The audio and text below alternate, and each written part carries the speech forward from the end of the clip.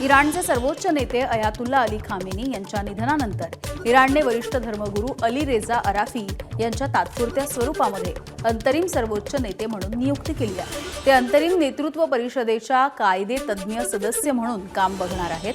अंतरिम परिषदेमध्ये अध्यक्ष मसूद पेजेशकियान, मुख्य न्यायाधीश गुलाम होसेन मोहसेनी एजेई आणि पालक परिषदेमधील एका धर्मगुरूचा समावेश आहे. अयातुल्ला अली रेजा अराफी हे पालक परिषदेमधील धर्मगुरू असणार आहेत. त्यामुळे अराफी यांची भूमिका महत्त्वाची आहे. अमेरिका आणि इस्रायलच्या हल्ल्यामध्ये इराणचे सर्वोच्च नेते अयातुल्ला अली खामेनी यांचा मृत्यू झाला. यावरती अमेरिकेचे राष्ट्राध्यक्ष डोनाल्ड ट्रम्प यांनी देखील प्रतिक्रिया दिली. इतिहासामधील सर्वात निर्दयी माणूस मारला गेला असं ट्रम्प यांनी म्हटलंय. तर इराणचं भवितव्य तिथल्या जनतेच्या हातामध्ये असल्याचं देखील इस्रायलचे पंतप्रधान बेंजामिन नेतन्याहू यांनी स्पष्ट केलं आहे.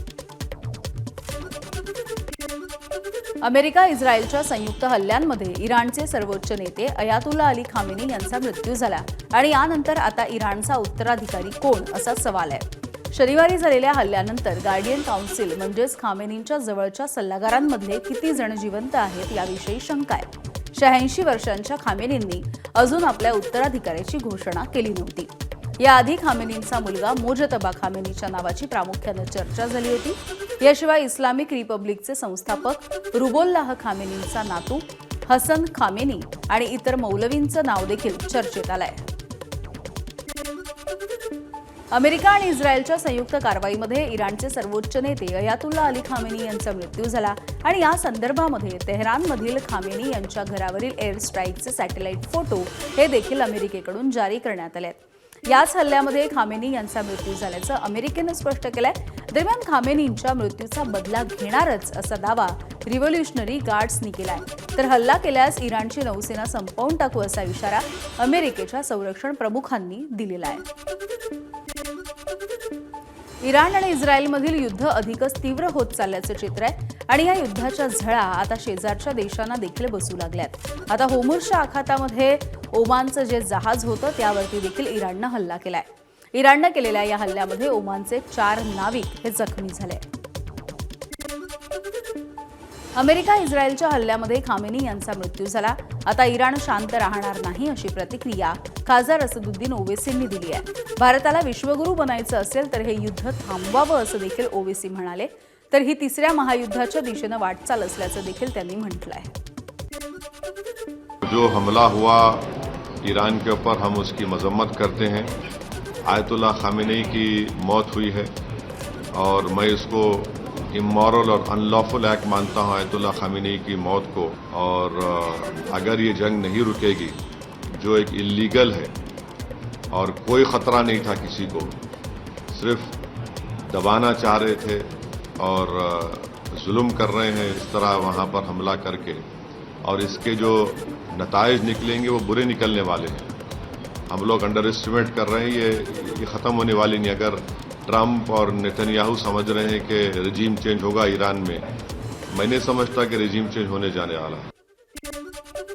इराणनं दुबईमधल्या काही ठिकाणांवरती क्षेपणास्त्र डागली आहेत. यामध्ये दुबई आंतरराष्ट्रीय विमानतळाचा देखील समावेश आहे.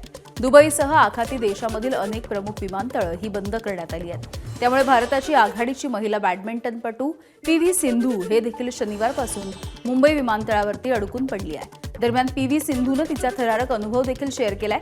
काही तासांपूर्वी ज्या ठिकाणी लपलो होतो त्याच्या जवळच एक स्फोट झाला. माझा प्रशिक्षक धूर आणि ढिगाऱ्याच्या अगदी जवळ असल्यामुळे त्याला त्या भागामधून तातडीनं बाहेर पडावं लागलं. तो आमच्या सगळ्यांसाठी अत्यंत तणावपूर्ण आणि भयावह असा क्षण होता असं देखील PV सिंधूनं म्हटलंय. Once our flight landed in Dubai, events beyond our control began to unfold, and shortly after, the airspace also was, shut down. And the last few hours have been extremely tense. We could hear the sounds of interceptions overhead, and a few hours later, there was explosion very close to where we were holed up at Dubai airport. Experiencing something like this in such close quarters is truly, it truly shakes the very, foundation you're built on. Israel, America आणि Iran या संघर्षामुळे अनेक विमानांची उड्डाणं ही रद्द झाली आहेत. त्यामुळे दिल्ली विमानतळावरती देखील प्रवाशांचा खोळंबा झालाय। तर प्रवाशांची गैरसोय होऊ नये किंवा काही तात्काळ मदत लागत असेल तर मदत कंट्रोल रूम आता यासाठी तयार करण्यात आली आहे। दरम्यान युद्ध थंडावत नाही, थांबत नाही तोपर्यंत विमानसेवा सुरू होणार नसल्याची प्रतिक्रिया इथे देण्यात आलेली आहे। कर रहे हैं अपने भाई के लिए, तो हम लोग वही कोशिश कर रहे हैं कि कब होगा पता नहीं। ये बोल रहे हैं कि हम लोग को मोर देन एटलीस्ट 3-4 डेज के बाद होने वाला है, कि जब तक वॉर वहाँ पे खत्म ना होगा तब तक, या सीज फायर नहीं होगा तब तक हम लोगों को कोई फ्लाइट नहीं होगा, वो गारंटी है। तो ये बोल रहे हैं हम लोग। I want to ask the Emirates if they can help us with some rebooking on some other flight, or at least reimburse us the money right away, because I can understand it's not a problem of the company, the airlines, but it's not even our fault that we are stranded over here. We have to go back to work. America, Israel आणि Iran या ठिकाणी जोरदार युद्ध सुरू आहे। अशामध्येच भारतामधून UAE फिरायला गेलेले पर्यटक हे दुबईच्या विमानतळावरती अडकून पडले आहेत। महाराष्ट्रामधून ठाणे शहरामधील 23 तर अहिल्यानगरमधले 10 ते 12 नागरिक हे दुबईच्या विमानतळावरती अडकून पडलेले दिसत आहेत। इराणकडून होत असलेल्या ड्रोन हल्ल्यांमुळे नागरिकांमध्ये सध्या भीतीचं वातावरण आहे। एबीपी माझाने या प्रवाशांसोबत संवाद साधला असता सरकारनं त्यांना तात्काळ मदत करावी अशी मागणी हे प्रवासी करतायत। सर्व ऑल ओव्हर दुबई सध्या काय वातावरण एकदम ठीक आहे। जे आहे ते थोडंफार वातावरण थोडंसं बिघडलेलं आहे, पण त्या हिशोबाने आम्ही सर्व सेफ आहे। एक आपले नगरचे 8 ते 10 लोक जे आहेत ते इथं अडकलेले आहेत, तर त्याच्यासाठी सर्वजण आम्ही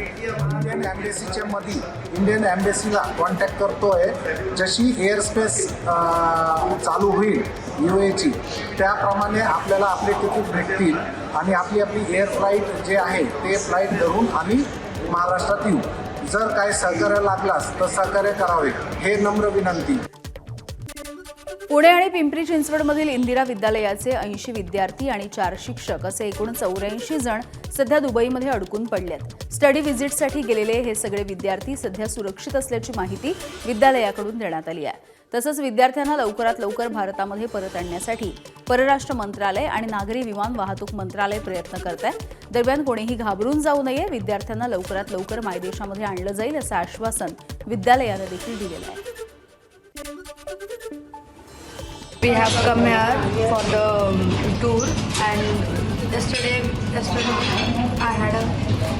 we had a flight of 11 o'clock. Then a flight got cancelled because of their airspace closed, and we are safe here. We are good, and faculties are taking care.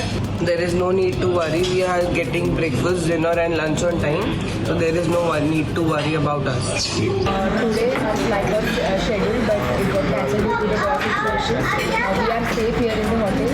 We have provided with all the meals and facilities, so no need to worry. We are totally safe here in Sawai Sood. Our faculty are taking care of us. दरम्यान सगळे विद्यार्थी सुखरूप आणि सुरक्षित आहेत। विद्यार्थी आणि पालकांनी घाबरून जाऊ नये असं आवाहन विद्यापीठाचे अधिष्ठाता डॉक्टर जनार्दन पवार यांनीही केलं आहे। आपले 84 मुलं तिथं अडकलेले आहेत, जे आपल्या ग्लोबल इमर्शन प्रोग्रामसाठी गेले होते आणि आता ते सुखरूप आहेत। काही काळजी करायचं कारण नाही, कारण मुलांशी आमचं बोलणं होतं आहे, त्यांच्या पॅरेंट्सशी बोलणं होतं आहे। तिथं जे आमचे फॅकल्टी मेंबर्स आहेत त्यांच्याबरोबर त्यांच्याशी आमचं बोलणं चालू आहे।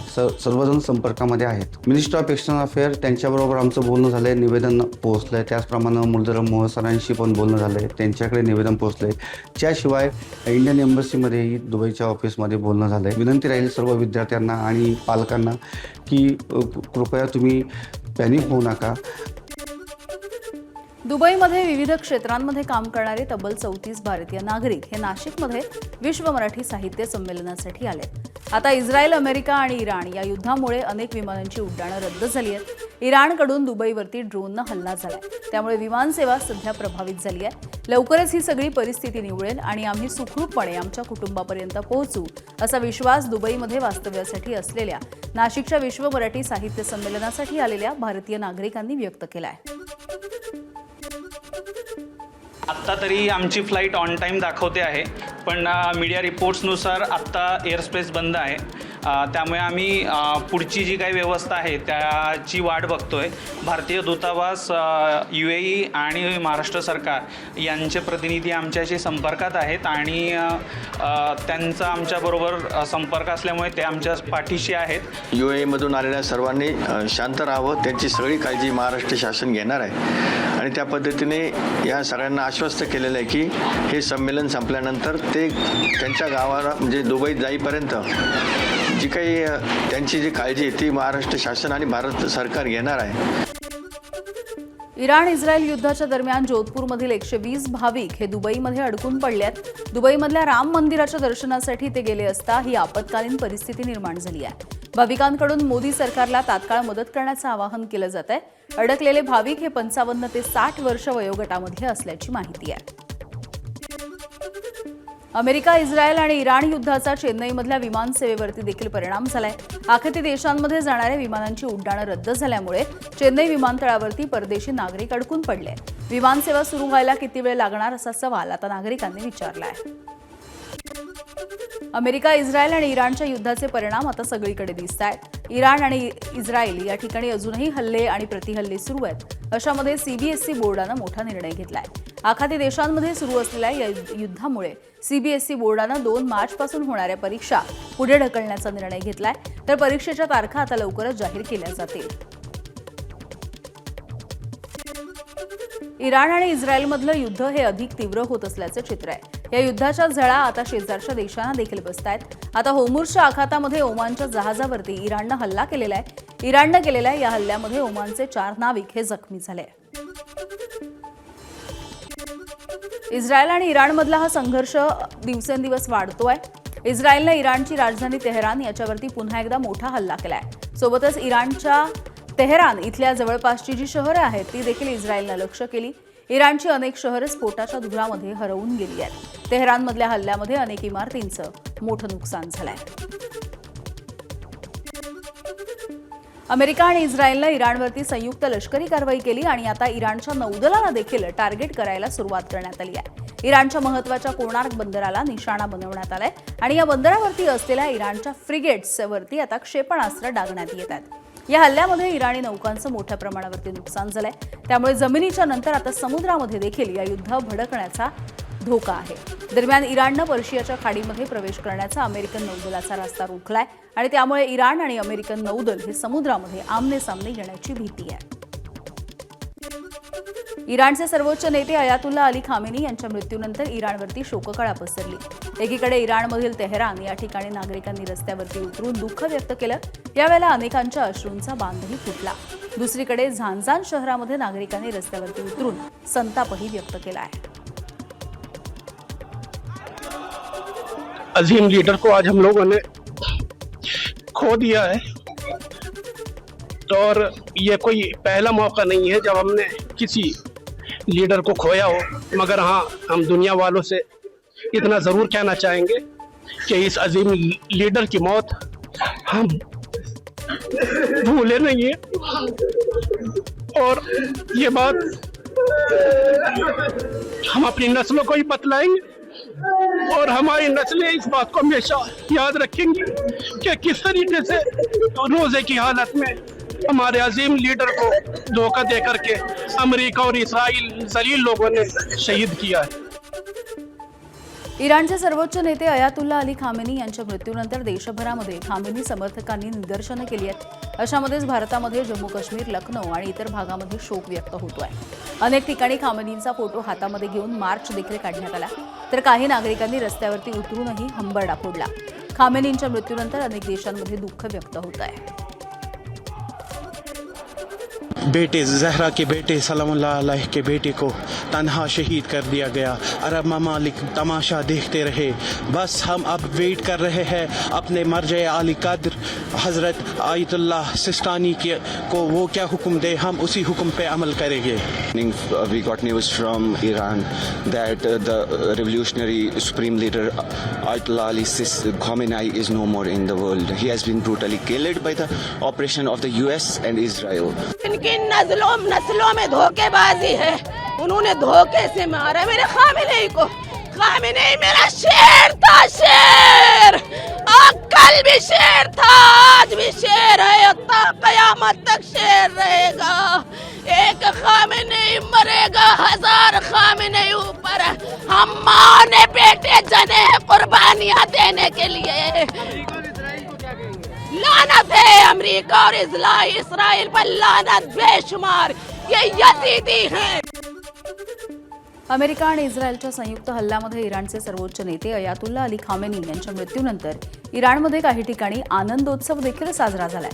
इराणमधल्या कराच शहरामध्ये रस्त्यावरती उतरून नागरिकांनी गाण्यांच्या तालावरती थिरकून आनंद साजरा केलाय।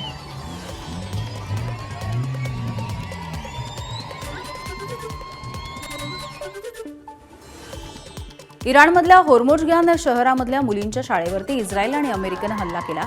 या हल्ल्यामध्ये 148 जणांचा मृत्यू झाला, तर 95 पेक्षा अधिक जण जखमी झालेले आहेत। या हल्ल्याची तीव्रता इतकी प्रचंड होती की यामध्ये शहरामधील अनेक इमारती देखील उद्ध्वस्त झाल्यात। मृतांची संख्या आणखी वाढण्याची शक्यता आहे।